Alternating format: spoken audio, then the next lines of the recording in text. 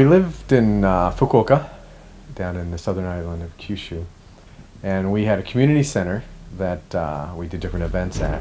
And that's one Friday we were having a Moms and Little Children's program where we have young mothers come and children play games and stuff. And just as we were getting ready to begin, a good friend of ours came in.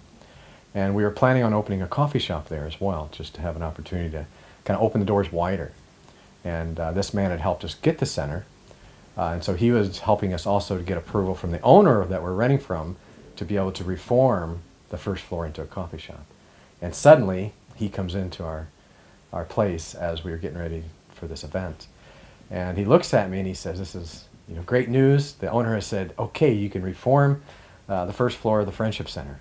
He goes, "But it's really interesting. I don't know if you've heard the news, but there's been a big earthquake up in Sendai." And I said, "No, I didn't know it." And we just continued to talk and kind of put that past us. Well, that evening as we got home, obviously you turn on the news just to see, and that's when you learn the devastation that was happening, live news. And we knew then that something was going to be different in our lives. We just didn't know exactly what that might be. We first were thankful that we were far away as you watched that, but our hearts were so heavy, and later our friends told us that, our Japanese friends said that our hearts were heavier than theirs, they thought. And so we're like, what can we do? We're so far away. They say don't come because you couldn't get through on the roads. And so we just decided, well, let's start a prayer meeting. So a couple days after the tsunami, we started a prayer meeting every night. And we just started praying for the people, praying for God to work, connecting with those who we knew were up here and asking them, how we can pray for them, what do they need. And God just started to move in that prayer group. We realized that people, there was a panic in Tokyo. They didn't have food, they didn't have water, even in Tokyo, to bring up here, up further north. So we went and started buying stuff. We bought all kinds of stuff, put it in our center, and food and water and various things that people would need. But we're like, how are we going to get it up here? We didn't know. And so we thought, well, we'll just, maybe we can send it, maybe we can rent a truck and get it up here. As we were thinking about how we'd get it up, our mission called us and said, we'd like you to come up here. We need someone who knows a little bit about the culture in Japanese. They connected with some people that we knew, and they said, come on up here. Can you come tomorrow? And it just happened to be the spring break for our community center. And so we went and we prayed about it. And as we were praying about it, we thought, well, we can go for a week, but does God want us to go for longer?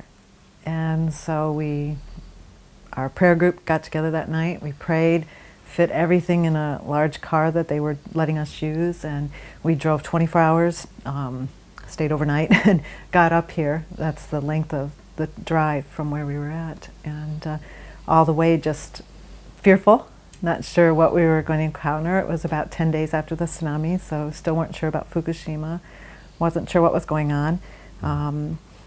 But just knowing that this is where God had us at the time. And so we came up here. Got up here, and the first thing we met was Free Church Touch Global has a crisis response team, and the leader, Mark Lewis, was here. And Mark had been here for a number of days by then. And we got up here, and he's kind of like a fire hose of information. And we were just kind of listening, kind of catching about 2% of the information. But the one thing we kept hearing was, when you and Lorna move up here, when you and Lorna move up here. And that was about the only words we caught out of the whole thing. And so finally we just kind of stopped and said, wait, what, sounds like something's been planned for us, kind of thing, oh, no. But we just see that this could be a good fit for what you're doing in Fukuoka in a community center. This could be a good fit for you up here in this setting for these people at this time. We came up, and from that point, and we went just from where we're here right now, just a block over was the first place we went to. There was debris everywhere. It was hard to get through the streets. We had about 5 truckloads with us of people that we came up together with from Chiba. And as we were there, they cleared out an area of field where we were just going to give out food and clothing and necessary items, some of the things that we had brought as well. And the people just lined up, and as they're coming through and we're passing out the various things, people didn't want to go home. They just wanted someone to talk to. And they were living in the second floor of their homes. The first floor had been destroyed, and they had no water, no electricity, no heat. no kitchen or anything because the first floor is destroyed. And so just trying to make do on the second floor of their homes. Men had lost their jobs, they had no place to go, nothing to do. And so even though the people received the goods to help them, they just stayed because they wanted someone to talk to. They wanted something to do. Junior high kids came and wanted to practice their English and different things. And as we're even giving out the different goods, my heart was just like, we need to be here. We need to do here what we're doing in Fukuoka. These people need a community. They need a place to go. They need something to do. And so we just sense that God was saying, this is where you need to be. So I mean, just one example of that was a young man who was carrying his son around. And his son had no shoes. And because of all the debris on the road still, and the glass, I mean, the broken glass from windows, from houses and cars was everywhere. I mean, you couldn't walk anywhere without having glass. And so he had to carry his son everywhere because all the shoes, you leave them at the front door, and so they're all washed away. And he waited in line, we were talking to him a little bit, and then he goes in, he comes out, and he's all excited. His son's running. They found a pair of boots, just his son, 2-year-old son's size. And but even then he didn't go home. He just kind of lingered around and ended up spending quite a while just talking with him and about his job being lost and his home and his family safe, though. And how just thankful he was that his family was safe. So you had these moments like that. You just thought, these people just want and need an ear. They just want to know they're heard and listened to, and in that context, and their hearts ministered to. And so we thought, boy, well, just think if you actually planned something, if you actually just came up and organized something for them, to give them a place to go and give them a place to get out of their homes. And so when we moved in June from Fukuoka up to here, one of the first things we did was just began to get into other people's ministries that were already here to learn what's already going on, what are other groups doing, what are other people doing. And as we began to do that, we began to see some of these things are already happening. So why recreate the wheel? So we thought, well, let's just jump into their world and see how we could help them and do that. And so we've been able to do some of that with these different groups. And as time's gone on, we realized that one of the key things to really, I think, being successful and to showing the unity of Christ is to see these groups work together. And so one of the things we've really tried to focus on is through the privilege that they've allowed us to jump into their world and help them, is to say, how can then we take these different worlds and connect them? How can we bring these together so that people look at us and these different groups ministering to them as the church, that it's not a divided group, which we've heard a number of people say, well, is Christianity a lot of divisions? And we say, no, we're united under Christ. There's distinctives.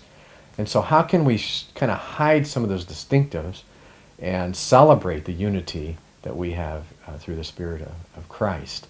And so that's one of the joys that God has given us, as we've been able to interact with these groups and then try to pull them together. And so we've had some prayer times together. We've brought some of the leaders and some of the helpers together to pray. A meeting recently of all these, just to think through how can we begin to work together in this local area. There's 8 or 9 groups just in this probably 2 to 3 kilometer radius area. And it's easy to start overlapping. It's easy to start feeling territorial. And I'm thinking, boy, that's the worst thing we can do. We need to come together and show the unity. And just think how beautiful that would be to have a blanket of that unity across this area, touching these lives. And so even today, we had Kamiyama-san come, and a lively gal, somebody we met early in our time here. And she's one that's very observant, and she's a person that's asked us once, what does Christianity look like? It's been exciting because the people, there's a lot of volunteer groups have come up from America, from Germany, from England, from lots of places, a lot of Japanese people coming up to help. And one of the things the people are saying that, that's the Christians who are still here. The Christians are still the ones that are helping out. And they're noticing that. And this Kamiyama-san, who is here at our coffee time today, she said as well, every Saturday we do a takidashi, which is like a hot meal service. And we prepare the meal outside and serve it outside under tents. But we run a coffee time. And so The meal doesn't actually happen until 12, but people were coming early when it first started, right after the tsunami, to get a number. Some would come up at 6 o'clock in the morning to get a number to line up to when they could receive their meal. But now it's such that it's not needed, but we've continued it on for the community of it. So people come for the meal at noon, but they start coming at 9 o'clock, 10 o'clock, and we do a coffee time. And we do bingo, which is why she calls Andy Bingo Boy. They love bingo. It's just a community game. We give out prizes, things that they could use, coffee makers, blankets, but nothing really big, because we're doing it for the community now, not for the items, but just to provide fun and entertainment. But the people just come, and we have 100 people, 120 people. Last week it was a huge rainstorm, and we had about 70 people that still came out in the rain and sit under these tents and just drink coffee and just talk, and they just tell their stories. And we've been in Japan for 12 years, and what we're seeing now is just unbelievable. We've never seen the openness of the people like this. They're coming to us and saying, you know, you're here every week, and you're in the heat, and then you're in the rain, and now it's getting cold, and yet all the volunteers are smiling. It's like, you're enjoying this. It's like, we are. We're enjoying this. And she's like, why? How can you do this week after week and still have a smile? And I was pausing to formulate my answer and think about it in Japanese, and as I paused to answer her, her husband was there. We were in their home, and her husband was there, and he said, your answer has to do with your religion, right? And I said, yeah. I said, you know, it's the love of God that fills us. And it's not that we have to do this, it's that we want to do this. Because we are so filled, we want to give out of what we're filled in with. And as we sat and shared our story of why we're here, Kamiyama-san just put her head down, and just tears came down, and she was just crying. And so people here are experiencing the love of Christ. And the exciting thing about that is, one of the verses, I think it was Isaiah 43:19. I don't have my Bible with me, but God said that I'm going to do a new thing here. And we see that God's doing something new here. And when we first came up here, we don't know anything about crisis relief. We've just been working and doing a community center and church planting. But what we did learn when we came up here from the crisis relief people was that there's a pattern that happens in any crisis.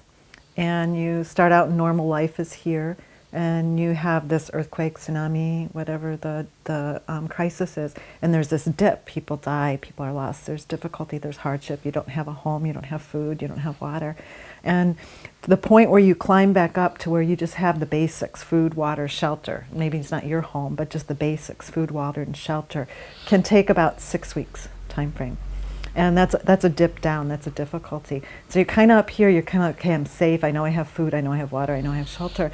But then there's a second dip that comes. And because you have your basic needs met, now you're thinking about your future. I lost my home, I lost my family, I lost my job. You're thinking, what am I going to do for the future? So you have a second dip that happens, and that's actually lower than the first dip. It's more emotional, it's mental, it's your future. And that can last, I can't remember the time frames, 6 to 8 weeks to even months. It could be months for each person. It kind of happens at a different time frame, I guess. But the key that they said is that you need people who are here at the climb up to be with them, developing their relationship, so you're there at the downturn, to be able to help them through that uncertainty of what's happening, which is why it's important for new people to move in to a devastated area. Not just those who have been through the devastation, but from the outside coming in. So when we heard this, we got here as fast as we could. We came in March, 10 days after the tsunami. We came in April again for a week, and then we closed on our center and came up here, moved up here at the beginning of June. And as we developed the relationships with the people, you could just see that. They just needed, during this next downturn, just someone to talk to and friends. And the people, they look forward all week to coming to this hot meal and to have coffee and talk and laugh and play bingo. And we have the coffee house here once a week on Wednesdays. People just come and just drink coffee and talk. And they just say, this is like our lifeline. We just need this. And they share their stories and they share their heart. And we have opportunities to share the Word of God within that, the love of God, just sharing the love of God. We haven't necessarily had to, how are we going to share the gospel? That our goal has just been loving the people. And as we do that, there's just opportunity to share with them. But the whole point of this, the first downturn of the crisis and then the second emotional, mental downturn, is that as they build their lives back up, Christianity becomes a part of the norm, a new norm. God is doing something new. So how can we make Ishinomaki, this city, where Christianity is the norm? It's not this strange foreign religion, it's the norm. And it appears that God is doing something because, as Andy mentioned, there's 8 or 9 groups in this small little area. And there's lots of different people working in this city. Why this city? Everyone is led here. And so I believe God is wanting to use this city to make Christianity a norm, a central part of life as they rebuild. As we go here and there and we're meeting with different people and we're talking with different people and we're helping out in various groups. So we meet people on this side of town, then they see us over on this side of town and they're like, oh, you mean this is Christianity too? Like, yeah, this is a Christian group. And even people we don't know, we're taking something to the temporary housing. And one guy said to Andy, you're a Christian, aren't you?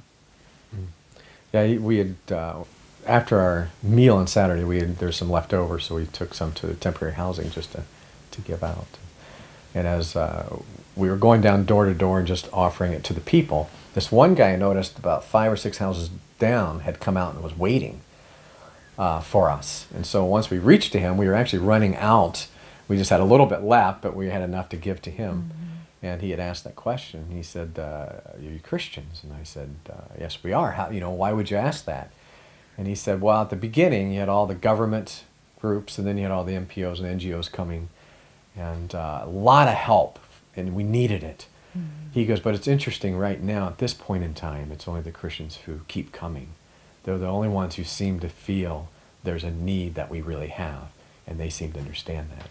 So it was a neat opportunity as he invited us into his home and talked about his family, his own loss of his wife, and being able to just sit with him and listen to his story, share the love of Christ, and find out that every month there's different groups that come, and they always seem to come to him. At least he's one, and they're all believers who are there to share the love of Christ to him.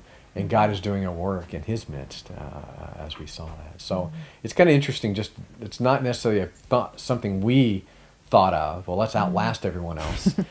But it's kind of interesting that God is really using that as one of the lights that he's allowed us to be to the people. Is that in some ways we're the last standing with the people, though, in that. And it's exciting to see the Japanese church standing up too. The Japanese church, they're sending volunteers up here and working together, and so they're seeing that there's Japanese believers, not just foreigners that are believers. There's Japanese people who know and love the Lord.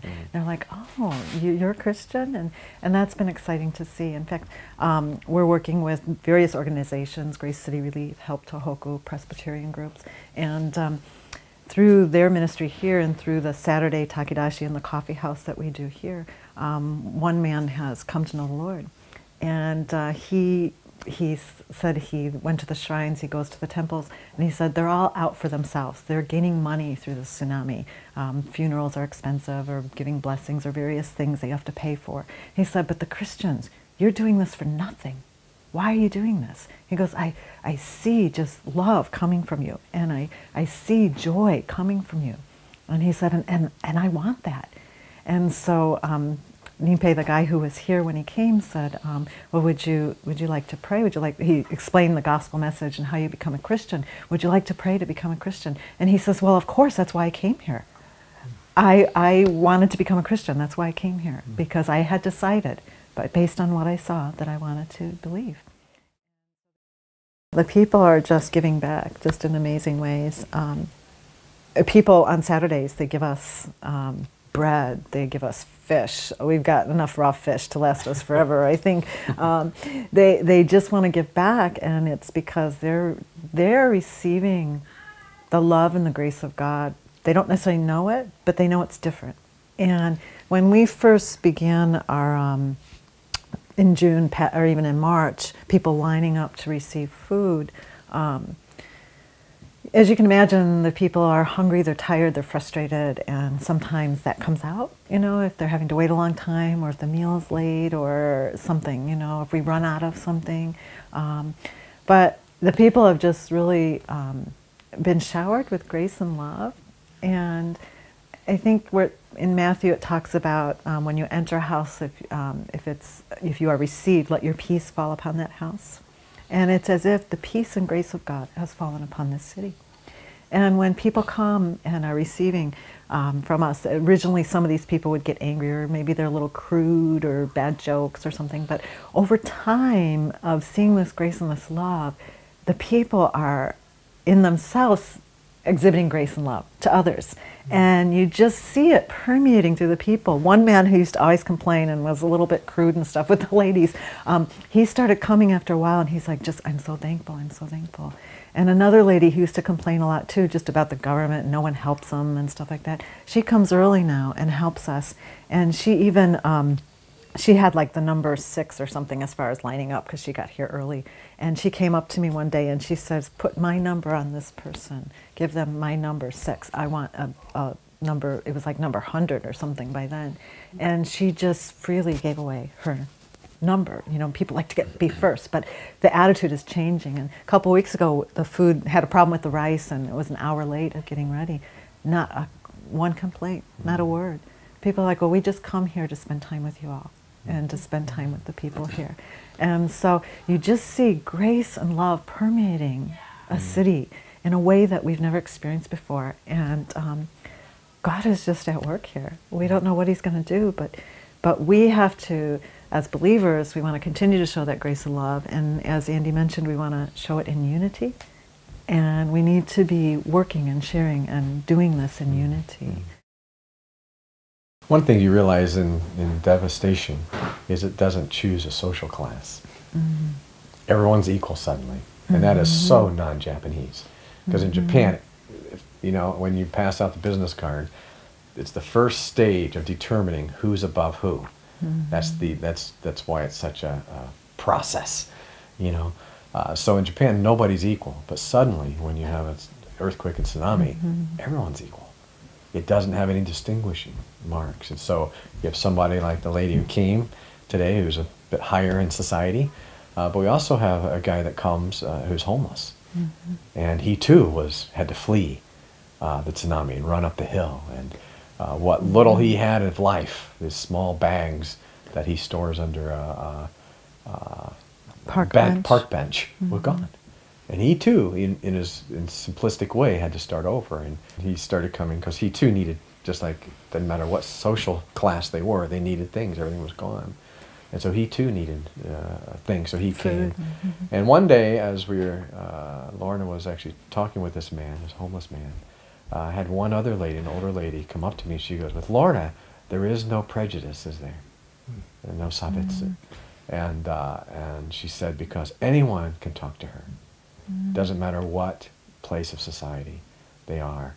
And so with this guy, we've slowly gotten to know him, shared the gospel with him. We've given him a small Bible, and been able to just pray with him at times. And every time he comes running up and gives me which is very non-Japanese, a big hug. You know, he had kind of a toothless grin, always wearing the same clothes.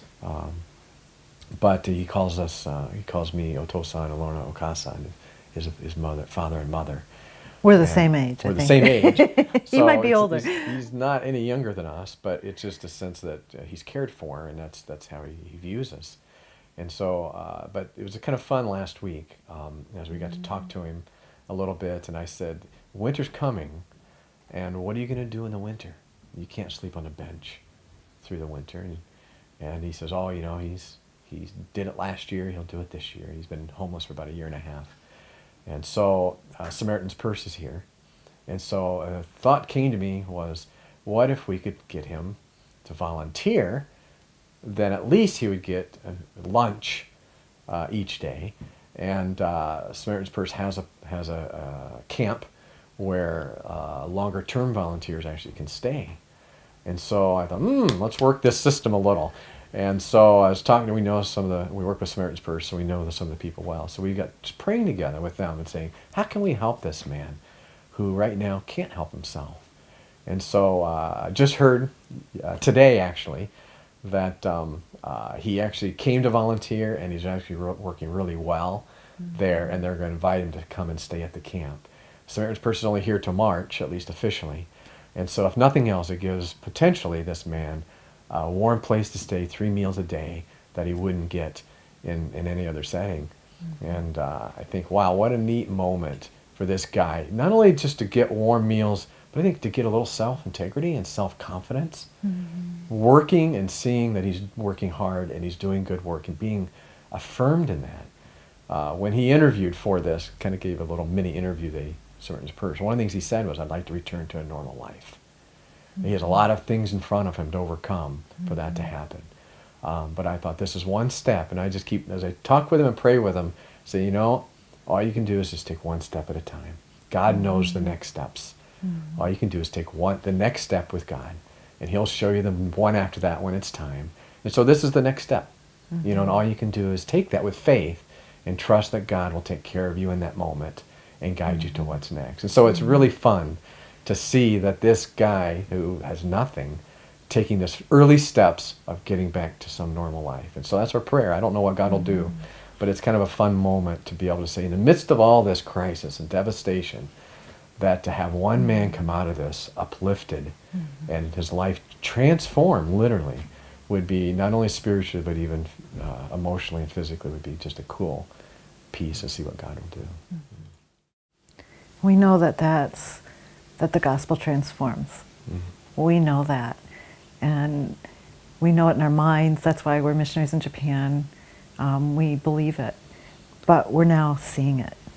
And we're seeing people just be transformed. They don't necessarily know it yet, but you can just see them in process. You can see God just working on hearts. We have people coming up to us and saying, well, do you worship somewhere? Do you go to church somewhere? And one guy used to sing hymns. I think he went to a Christian college or something, and he just loves hymns. And so sometimes we have music groups that come in, and he wants to be a part of it. And he's like, I want to sing hymns with you. Where do you go to church? Can I go with you? I mean, people are just being changed from the inside out. And I thought perhaps through a devastation like this, people would question God. Like, why did God let this happen? We have not gotten one person asking us that. Instead, we have people saying, why would you be here? Why are you still here? And to be able to say, because God loves you, He sent people here for you. And they're processing that one, I think, but it's just been amazing just to show love. And the hard part, I think, in working in this kind of a situation, like I said, this is new to us, is that we're clueless. How's that for a good advertisement? Clueless missionaries need support. I think it's that it's new. And I believe not only is God going to do something new in this city, I believe God is going to do something new in Japan. And I think it's taking all of us working together. And so I think if you say, go plant a church here, well, we've done that. Okay, we know how we're going to plant a church. Go start a community center. Oh, we've done that. Okay, we have ideas of how we want to do that. And maybe those things will come into play. But right now, it's each day, we just don't know what's going to happen. And we have an idea, but often doesn't turn out that way. And being able to just say, okay, God, what is it you have? And so the only thing we can do is just say, God, fill us, because we are clueless today, and we don't know what you're doing. And the exciting thing is that lot of, yeah, that's okay. A lot of the missionaries around us who are really seeking God are the same. It's like, God is doing something new. God is doing something different. And we've never been this way before. And so we need to just trust God. And it's exciting, and it's really hard, because I'm a planner. Give me the plan for the week, the day, you know. I like to plan it all out. I like to know where I'm headed. I like to work towards my goal. And it's like God is just saying, just be, just love, just trust me. And as I said, it's exciting, and it's really, really hard. And I know a lot of people are asking, what can the church do in America? How can they help? The biggest thing is prayer, and praying that the love of God will just continue to permeate the city, and praying for stamina. All the workers here are really tired, and just that we have wisdom and balance of how to get the rest we need. But I think in praying that the love of God permeates not just our lives so that it just flows out, that we're just filled with the Spirit so that it just flows out, but that the love of God is so breaking down the barriers of denominationalism here. The Japanese church is small, and maybe you have 30 as a big church, and they're all separated. And I believe that if we want to reach Japan for Christ, that we have to be united, and there has to be not a sense of a tiny, weak church, but a sense of a united group that can really make an impact. And that's happening here. But that's also great grounds for Satan to be at work in bringing division. And so really be praying that the love of God will just permeate this place, and the missionaries and the Christians and the people, the believers, so that we can just say, it doesn't matter about me, it doesn't matter about my church name, it doesn't matter about my denomination. What matters is Christ, and what matters is God, and how can we just show His love together so that the place is, this city and beyond this nation is impacted. So please pray. It's kind of interesting to watch as people, this lady just came back and gave food as a kind of a thank offering of sorts, and Lorna and I also are people who receive a lot of thanks, giving kinds of thing, which is kind of a cool thing. But the one thing we've realized in Japan, the church has always been kind of a side. It's a small little thing over here that probably at least the general Japanese population tends to think the weak people go there, or foreign. It's a foreign thing. It's not a central thing. It's a side. It's a bump in the road in Japanese society, in a sense. Not a bad bump. It's a good bump, but for Japanese, it's a side thing. It's interesting here with this devastation, all the not only foreign Christians coming, but even Japanese church coming in. It's really, I think, revealing a very different perspective of what the church is. And it's actually a strong thing. It's a great thing. It's a wonderful piece of, and I think in this community, you're starting to see the sense that the church isn't this little bump in the road off to the side that is foreign and only weak people go. They're really beginning to see that the church is strong in Christ, and it's a great thing. And they all they're cautious, but there's an interest to say, what is that? And instead of it being this kind of curiosity off to the side thing that, we're glad it's here, but we don't want any part of it, it's becoming here anyway a sense of there's something really good about that. And I kind of think I want to be a part of that, although I'm hesitant to show that yet. But you just see it. You just see the way the people are talking, the way they're asking, and the question. The church is I think is slowly growing to having an influence to the point where I think it now it has the potential of being a part of the fabric of society, not just a side show. And I think if we that are here, and because God brings others, if we can work together well, then I think the church and Christians will become a key focal point within communities, within leadership, within the city. But it'll just be this fabric piece that will integrate, and I think in a righteous way, to impact society, and it'll be something people want to be a part of, rather than this, just kind of side thing, a curiosity thing. And so I think that's the potential that God is doing here. I think that's what I look at, and I think we want to be a part of seeing that the unity of Christ being revealed, because that'll be a powerful thing when the Holy Spirit really works in people's lives. And it starts with the church. They'll know you're my disciples by your love for one another. And we just need to really show that. Have it. And it'll come out and people will see that. And I think that's an attractive thing. When you love one another as Christ loved the church, then people want to be a part of that, I think. And I think there's been an unprecedented thing that has happened here. And there is a church here, a small church, about 5 members or so. It's a Brethren church. And they're needing to sell the building. They were just renting it. And the Brethren church couldn't afford to buy the building, and so they were going to close down. And so mission of the Evangelical Free Church, Reach Global, along with the Evangelical Free Church of Japan, along with the Presbyterian Mission Group, Mission to the World, or the Japan Presbyterian Group, have all pitched in to buy this building so that the church can continue on. And so the church will continue on with the pastor. The Brethren Church also put in some money as well, and they will continue with that church. And the other three groups will start a community center as a means of outreach into the community. And so that's just a symbol of the cooperation that is just unprecedented, I think, here in Japan. And we're excited to see what God's going to do with that. As far as the church in America, I think, obviously, as Lorna mentioned, prayer is just the key. You know, and if people want to come and as a team and be prayer walkers and praying through the city and praying, I think that would be one great way to send a team. There's obviously other opportunities to help. There's still some need for physical cleanup, cleaning homes, cleaning streets. If people can serve through singing or through serving food. You know, there's different ways without language to still come and serve and be a light of Christ. If you speak Japanese, wow, to come and be a listening ear, to come and be able to hear the stories and reach into the heart and give these people hope. They're looking for hope. Even the people that are, you know, maemuki, they're positive people, optimistic people, they're still searching for that hope. You know, I believe there's something good for tomorrow, but is there? There's that question at the end of all their conversations. And so to come and say, boy, there's a great hope.